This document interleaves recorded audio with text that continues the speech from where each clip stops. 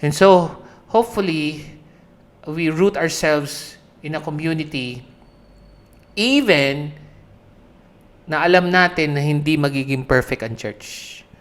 Why? Because church is made of imperfect people. So there will never be, even if you go out of this church, you're gonna find, hanap ka, no? Ang problema nga kasi doon, church is made up of imperfect people. Therefore, there is no perfect church. Are you ready to level up your leadership? We all need to fill our cup before we can pour out to others. Let's clear out any blocks and clogs through this series and find our leadership flow. Welcome to Victory Baliwag Leadership Flow, episode 40. Wow, naka-40 na tayo. We're going to talk about reputation versus reality.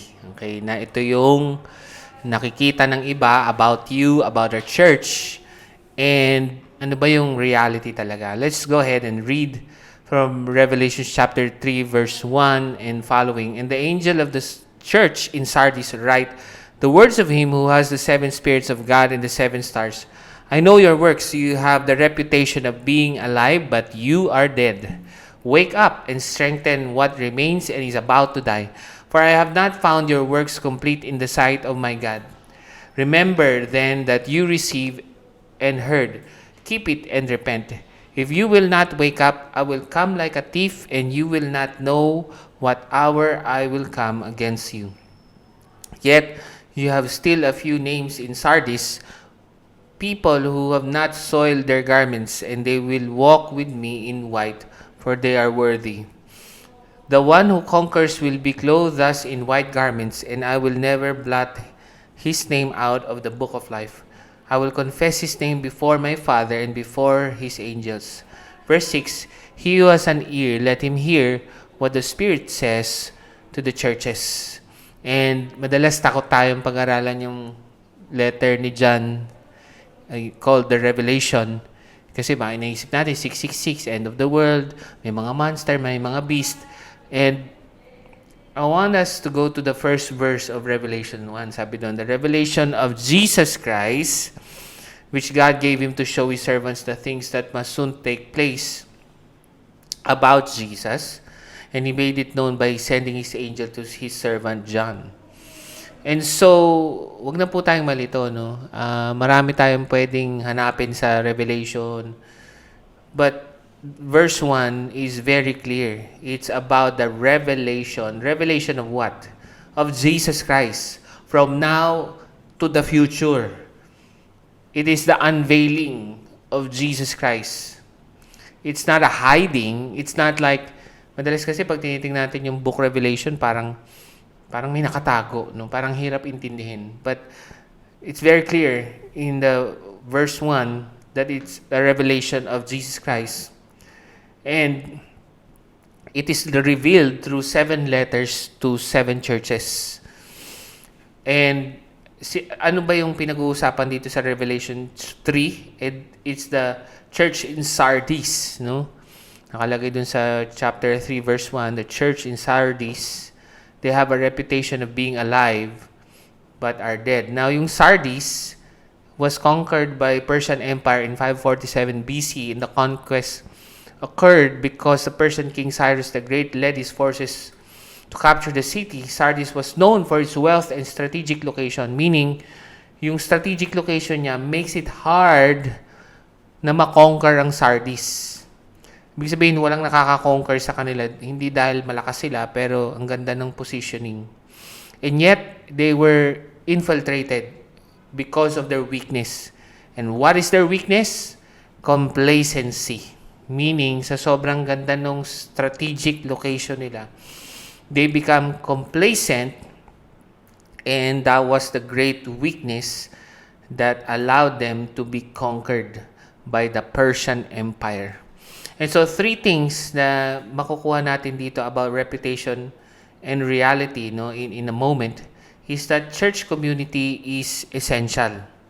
Church community is essential. Ano sabi dun sa verse 6 na binasa natin kanina? He who has an ear, let him hear what the Spirit says to the churches. No, may mga church dito, lahat ng church na Ephesus, Sardis. I'm going to mention all of them in a while. But basically, it is a message to a church community.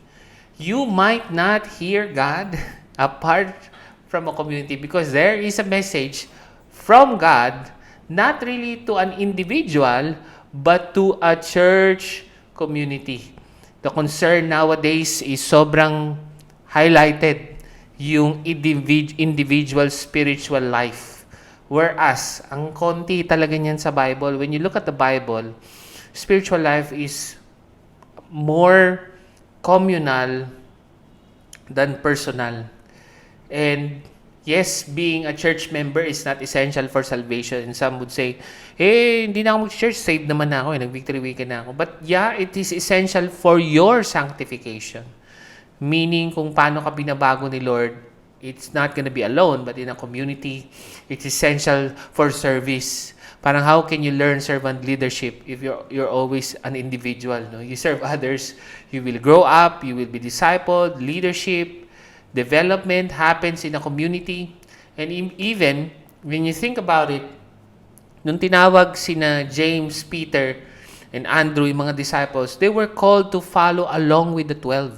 Meaning, pag tinawag ka ni Jesus, alam mo, nasusundin mo siya na kasama itong mga taong ito. At hindi yung individual lang. So, yung church community is essential to hear what the Lord says for you. Okay? So, lalong-lalo na kung usapang patay ka na pala, kala mo buhay ka pa. Sana ma-receive mo yun. Kung hindi mo yun ma-receive, then that is very important message that needs for you to be woken up. No? So, number 2 is church perfection is a myth. No? So, daming churches na binanggit dito sa Book of Revelation. Ephesus, Smyrna, Pergamum, Thyatira, Sardis. Sabi ko nga, ang problema ng Sardis ay complacency. Philadelphia, Laodicea. No? So, example, yung Ephesus lost their initial passion for their faith. Marami rin ditong words about lukewarm, meaning neither cold nor hot. But I'm gonna spit you out. Pero naisip ko lang, paano mo kaya malalaman kung lukewarm ka? Hindi ba sa community, mas malamang pag mag-isa ka lang, you're just gonna explain away whatever you feel. But you will really have a sense of where you are in your relationship with God in a community. Sa Smyrna, may mga persecution. Pergamum, false teaching. Sa Thyatira, immorality. Sa, yun na nga, yung complacency, yung Sardis, yung Philadelphia Church, limited strength, nanghihina na, malapit nang bumigay, and even Laodicea, which yun na yung lukewarm. Now, when you look for a perfect church, you're gonna go church hopping. Ang concern doon ay walang routing. Okay, praise God, no? I don't claim any credit for it, but I've been here in this church for long, no? Not that I see that this is a perfect church. It is far from perfect church. Pero nakita ko yung halaga ng pagiging rooted dito. Nandito talaga ako. We wanna be a tree, no, that is rooted rather than a tumbleweed. Alam mo yung tumbleweed, di ba? May mga yung tumbleweed tsaka puno, parehong may dahon, parehong may tangkay. Pero yung puno na may roots, yung tumbleweed ay nagtatumble. Kasi pag hinangin siya, it's just like a group of mga dahon-dahon, sanga-sanga, pero hinahangin lang siya. And so, hopefully, we root ourselves in a community, even na alam natin na hindi magiging perfect ang church. Why? Because church is made of imperfect people. So there will never be, even if you go out of this church, you're gonna find, hanap ka, no?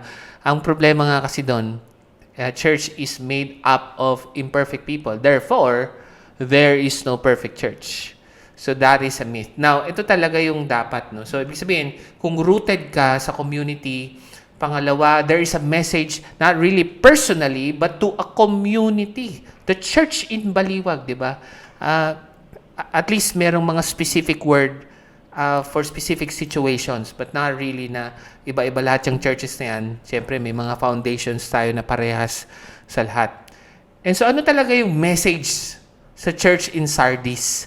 Na sana baka ito rin message sa Baliwag and beyond. Church reputation can be deceitful. Anong sabi doon sa church in Sardis? I know your works. You have the reputation of being alive, but you are dead, no? Meaning, you have an image, or lalo na ngayon sa social media, meron kang alternate personality. Iba ka sa social media, iba ka sa personal. And it speaks about the past, na ito yung iniisip ng mga tao sa'yo dati. Pero ngayon, hindi ka na ganun. Ang pinakamagandang example nito, yung Alpha Centauri na star, no? It's the nearest star and planetary system to Earth. It is 4.37 light years away. But it would take a human about 6,000 years to get there with current technology. Meaning, kung gagamitin mo yung spaceship ni Elon Musk, abutin ka ng 6,000 years bago ka makarating sa star na Alpha Centauri. And there was a study that was made na kapag daw namatay, kumbaga nag-implode yung star na to, 4 years mo pa malalaman na patay na pala yung star. Pero after 4 years mo pa makikita, nawala yung Alpha Centauri. It's kind of like that, no? Parang patay na pala yung tao, pero kahit pa paano, parang may nakikita, dati pa yun. Ibig sabihin, may buhay siya spiritually, pero dati pa yun. Ngayon, hindi na talaga. And so, ang concern dyan is, madalas, ang mga tao is concerned about reputation, which is the past reality. Ang sinasabi ni Jesus is, ano ba yung current reality ng iyong relationship with God in the context of community? Ito pang parang, I hope na-encourage ka, no? Siyempre, kaya mong itago yan sa mga tao, pero ang sabi dun sa verse 1, I know, sabi ni Jesus, I know your works. I know that you appear to be alive, but you are actually dead. Now, I want you to know na kaya naman sinasabi yan ni Jesus ay hindi para makondem ka, pero para malaman mo na nakakatulog ka na or namamatay na yung spiritual life. Now, verse 2 says, anong gagawin mo? Wake up, di ba? Wake up, gisingin mo, and strengthen what remains and is about to die, for I have not found your works complete in the sight of God. So, strengthen, wake up, strengthen. Kung ano yung kailangan palakasin, ano pa? Remember and repent, no? Nakalagay dito, remember then what you received and heard, keep it, and repent. If you will not wake up, I will come like a thief, meaning, baka yung hindi mo inaasahan mangyari sa'yo. So, paano magigising, no? Remember and repent. The issues that need God's voice and perspective ay sana ay magkaroon ng pagbabago. Now, this might seem to be, last verse na lang, no?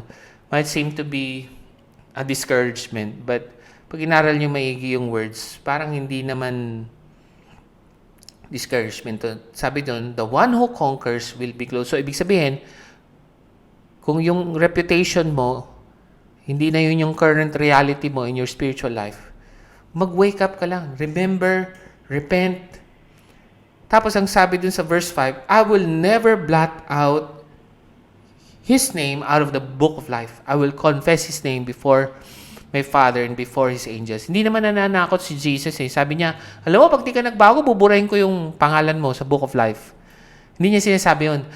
Actually, this is more of an encouragement. Alam mo, kahit ano pa nangyari sa current reality mo, to the point na mas maganda yung reputation mo kaysa yung current spiritual life mo, huwag kang mag-alala. Hindi ko binura ang pangalan mo sa book of life. Kaya magbago ka na. There is hope, there is encouragement. What Jesus does is that even if your reputation now is far from reality, His grace is enough to wake you up and make you come alive again. Not in the past, but today. And so hopefully, we will flow in our leadership, not with our reputation, but the grace of God today. And so that is how we flow in our leadership. Thank you.